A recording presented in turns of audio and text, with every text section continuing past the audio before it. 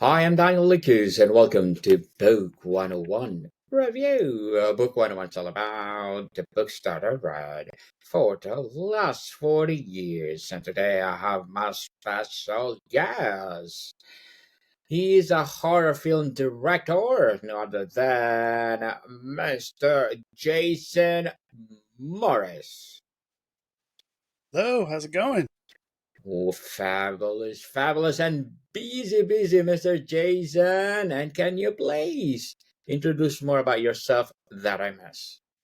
Sure, yeah. So I'm a filmmaker. I've been making movies for about 20 some odd years now. Um, Anywhere from horror films, documentaries. We've got YouTube stuff that we do as well. Um, and yeah, I mean that's pretty much been what I've been up to for the past 20 something years. Primarily an editor on the side. So that's where I my bread and butter is kind of that's the editing side of stuff. But I've got some partners in a production company, Resurrection Films, and we also have another company called Dead End Films with a couple additional partners. And so we're out there just doing a lot of indie filmmaking. In the filmmaking, and thank you so much for sharing your knowledge and wisdom to the world, Mr. Jason. And today, let's talk about making movies and gas money, the art of micro budget filmmaking.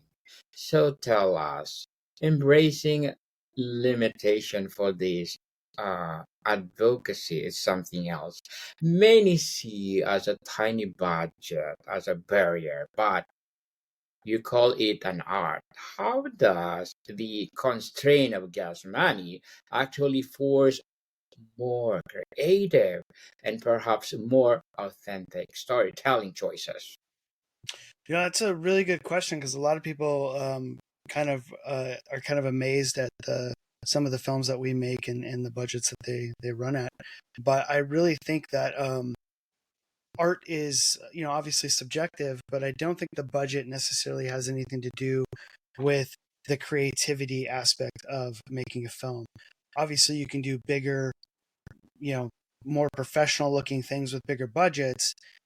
But the creative process all happens within the script and the planning of what you're doing. And I truly believe that when you're in the pre production phase, is where you're going to be doing 90% of that creative sort of process and thinking. And really, that phase doesn't, in this level, doesn't have a lot to do with budget. It has to do with thinking and experience and the quality of the people that you have around you.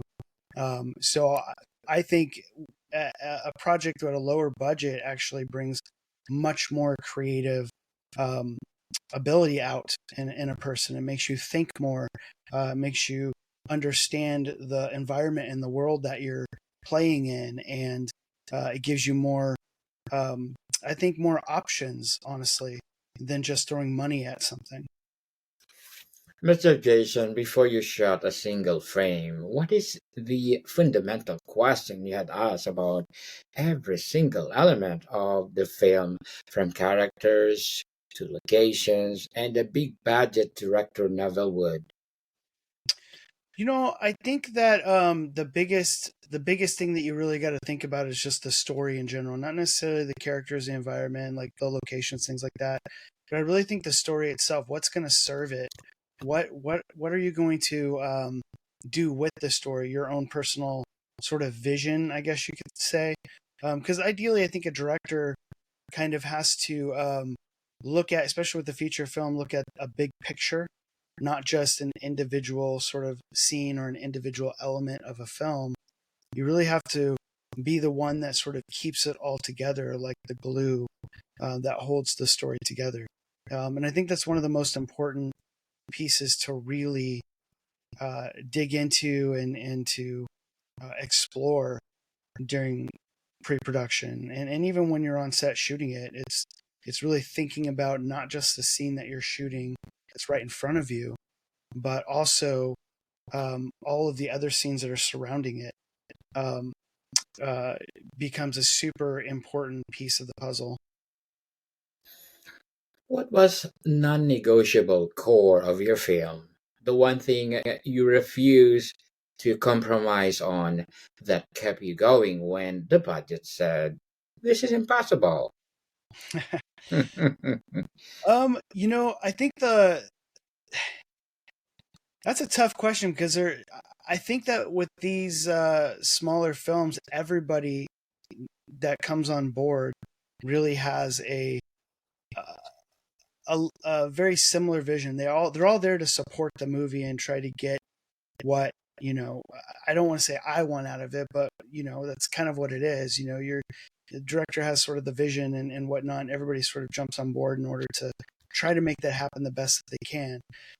And I don't think I've ever been up against the wall of something that we weren't able to do that we planned for.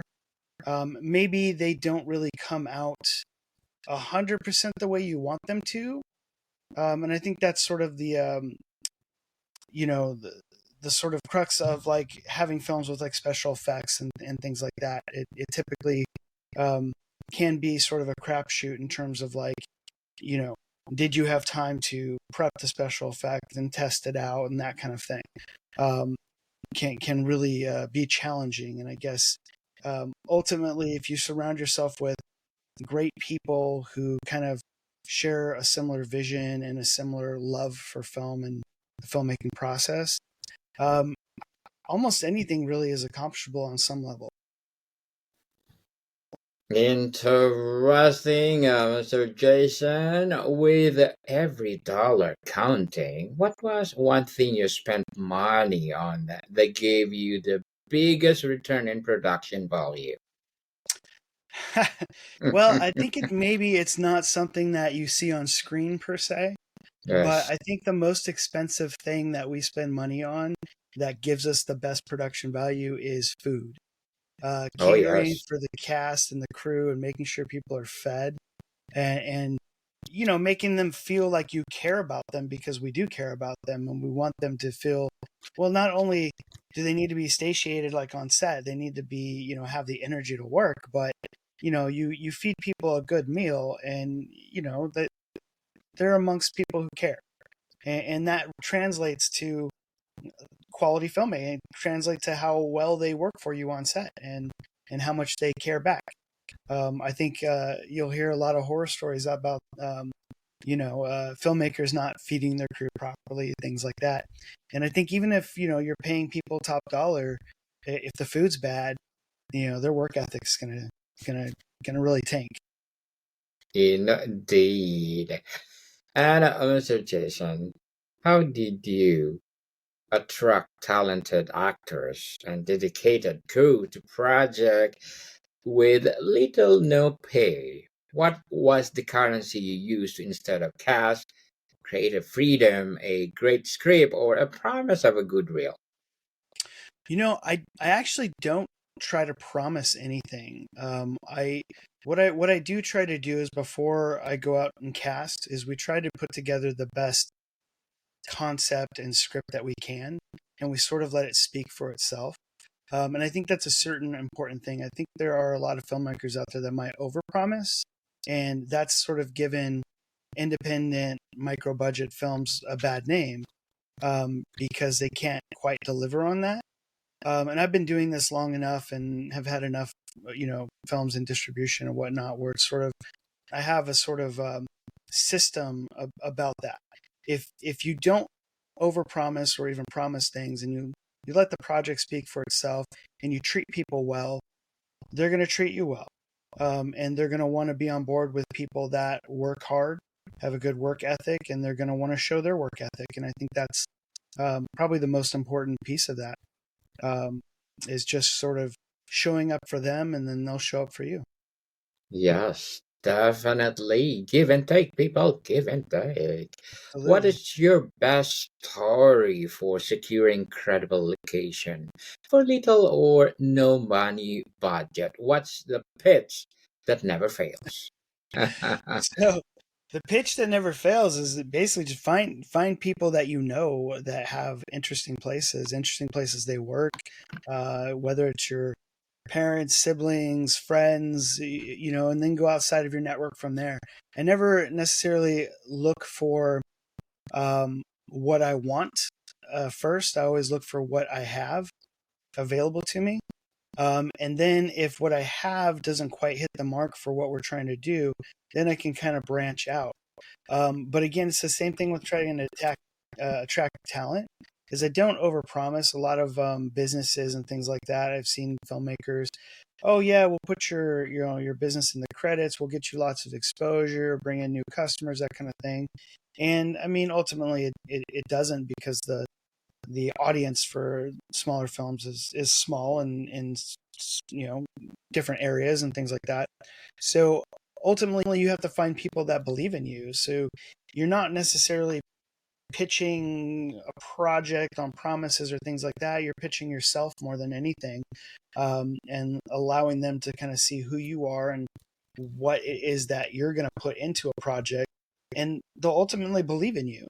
I've had we did a project called Haunted Objects, where we needed a antique store, and just through walking in and talking to the owner and letting them know what we're doing, we were able to secure an amazing location for free. And I think that any filmmaker that's sort of true of heart, then has the ability to talk to people. Not everybody does, and I sympathize with that. But find somebody on your crew or team that does. It's a good speaker and presents themselves well. And I think you can get most locations you might need for next to nothing, just by branching out in your own network. Mr. Jason, what was your most ingenious duct tape and prayer solution to a problem that would have a cost a fortune to solve properly? Um, I think that, again, going back to pre-production, I think that's your most important stage to really solve those sorts of problems. When you get on set, you have to have a sort of like on your foot and be able to pivot quickly. And sometimes the easiest solution is to just remove the element. And I think that if something's not going right, and you're under the gun, like mostly it's under the gun with time, and usually other people's time. Sometimes it's just it's one of those the idea of like kill your darlings. You might really want this thing in the project, but it might be smarter to just get rid of it, so that way you're not wasting everybody's time trying to do something that you just couldn't afford to do. Because ultimately, most people throw money at the problems, and a good producer, I think, will be there to sort of like, let's take 5 minutes, let's take a look at this, and what can we do, and should we do it, is almost more important. And I think that's just will come from experience for most people, learning what you should and shouldn't do. Yes, for sure. And what was the one scene, character, or effect you absolutely love but had to sacrifice for the good of the overall film? Recently, Hmm. we're doing a new film right now called The Yellow Balloon, and there is a lot of effects in this film. Um, where we have a lot of balloons in the film, and they need to be manipulated, and we've come up with several different ideas of how to do that on screen, right? And one of the more simpler forms of manipulating the balloons that we thought we would have zero problem with is using fishing line. And it's been the one of the processes for moving balloons around, sentient balloons, I should say, that just really hasn't worked. It doesn't look right. It doesn't work well. So ultimately, what we did was we started just sort of like not using it, not doing it. It was too complicated. It took too many people. And what we started to do was look into other options during our off days, to try to move balloons around, and even potentially some CGI type stuff, which most of the films that I'm working in, we like to do practical effects. So CGI is always sort of the last thing that we want to do, but it can be helpful, at times like that. And with this particular movie, there's a few scenes that we are using CGI in because of that factor. It was quicker, cheaper, and easier than wasting people's time on set. Easier for sure. And tell us, Mr. Jason, is it or it's the classic micro budget debate? Where did you ultimately land on prioritizing pristine sound over beautiful image when you could not afford both? That's a good question. So I think that most filmmakers today probably have a camera or have access to a camera. Yes. Um, and I think that when it comes to having good picture, it mostly comes from the idea of lighting more than it does camera. And I think that's where I think most micro budget filmmakers kind of stumble in the area of image quality. Um, so sound to me is very important. Sound is also hard to get somebody that's of good quality. I'm thankful enough that I've been around for long enough that I know a few people that can come on board, but that didn't come at no cost. Like that was from working with people on bigger projects that had pay and things like that, and also networking, going to local film events, networking, in that way, and meeting people, doing like 48-hour film challenges and meeting people that are sort of unbecoming. And also, one thing that I think that a lot of filmmakers fail to do is educate themselves in all aspects. For instance, if you're a director, I wouldn't just learn about directing. I need to know about editing. I need to know about sound, the camera, lens choices, continuity, lighting, all of the aspects of film. I think that are important to bring a project together, and sound is one of the most important. I think audiences are more apt to watch a bad quality image than they are bad quality sound. Mr. Jason, as a horror film director, what are your short term and long term goals? Short term goals right now is to complete the current movie that we're on, The Yellow Balloon. We just finished the Space Rodent, and we're re releasing a documentary that we did called Millennium After the Millennium. So we changed the name to After the Millennium to make it a little easier. And those are coming out. They're in pre order right now, so you can actually purchase it. They'll be coming out in a month or two. And long term goals really is to keep doing what I'm doing. I'm this type of person. I just love making films, and I can't see myself doing anything else. So and I'm not a big on short films, making them anyways.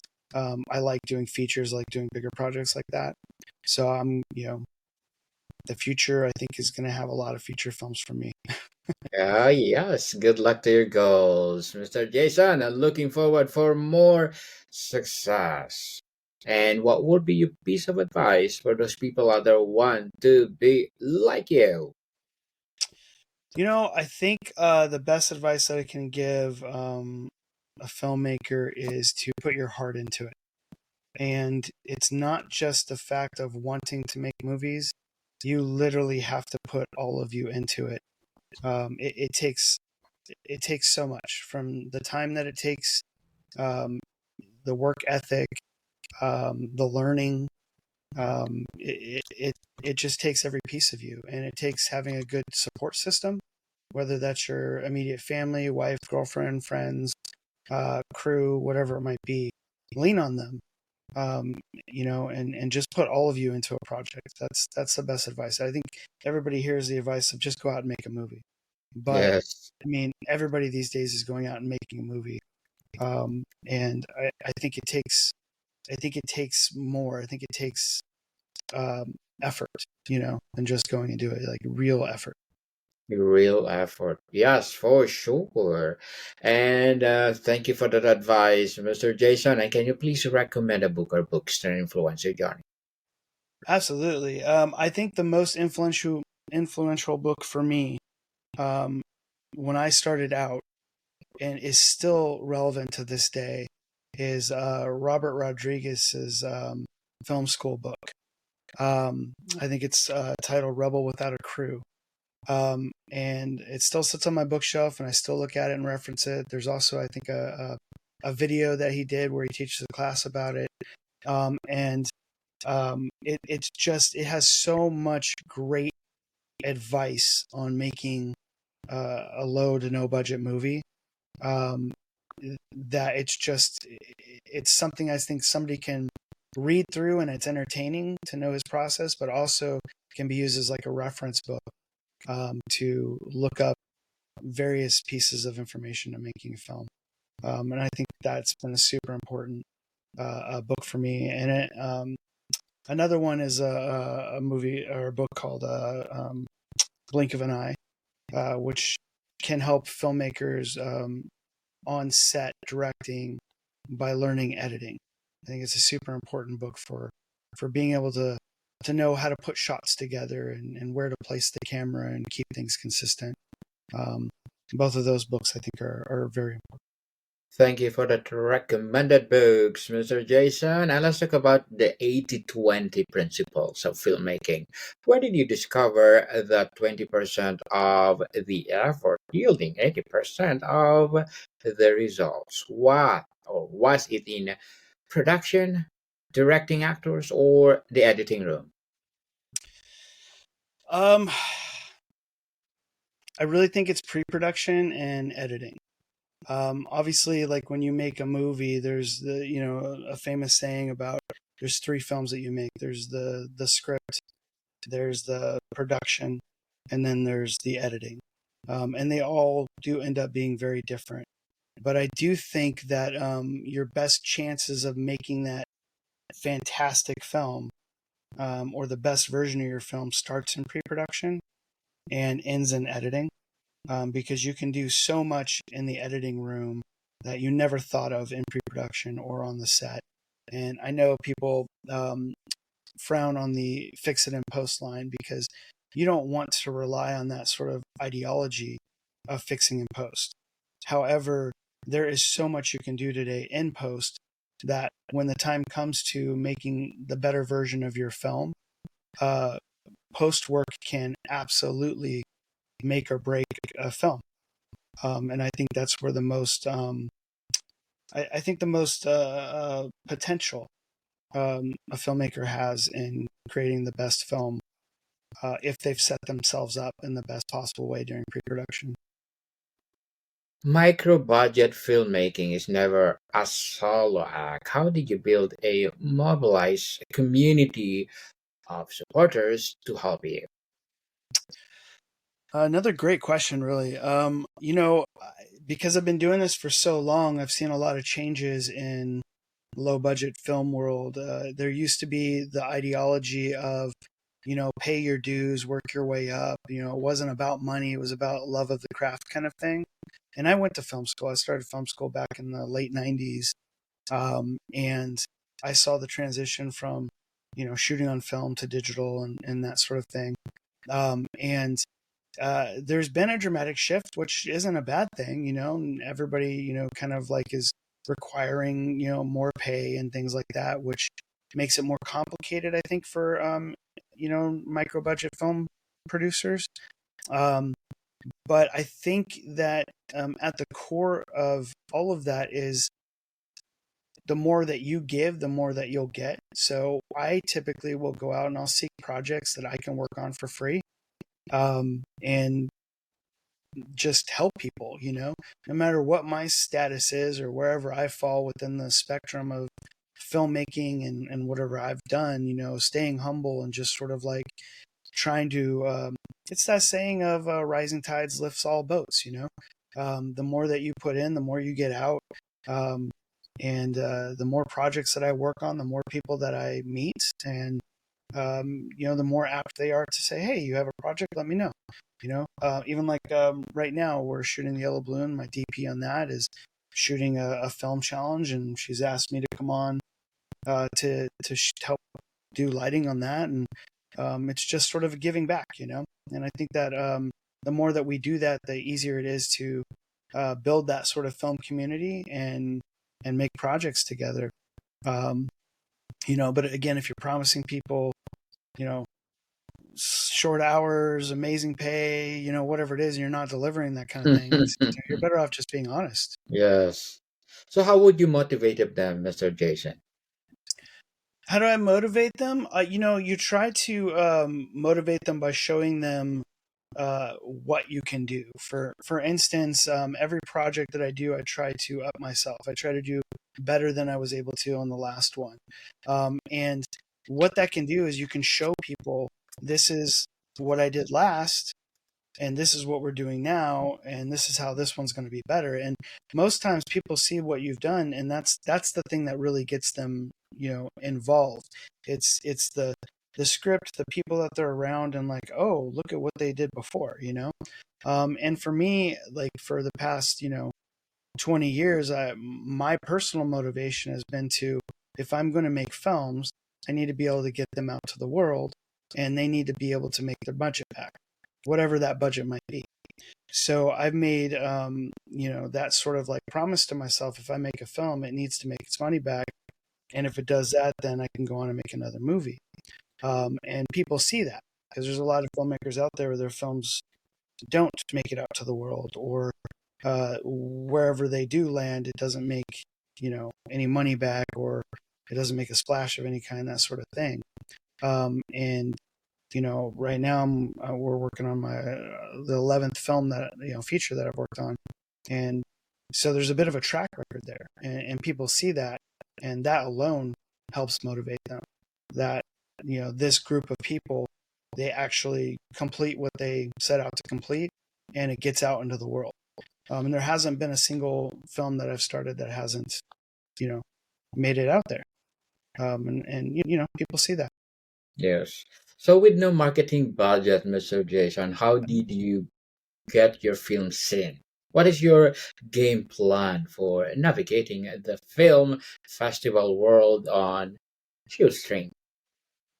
So I do think that whatever budget that you do work in, you need to keep some for marketing. Whether, and I include marketing as paying back to the cast and crew by doing a premiere, a cast and crew only premiere. I think that's super important, because again, that's one of those things where most people don't do, and that helps the cast and crew want to work with you again, that you care enough to do something special for them. And that's part of it. And then the other part of it is having enough money to pay for festivals, and maybe doing a little bit of advertisement. Any kind of advertisement, sky is the limit. So you just kind of have to be careful, and you've got to budget that kind of thing out.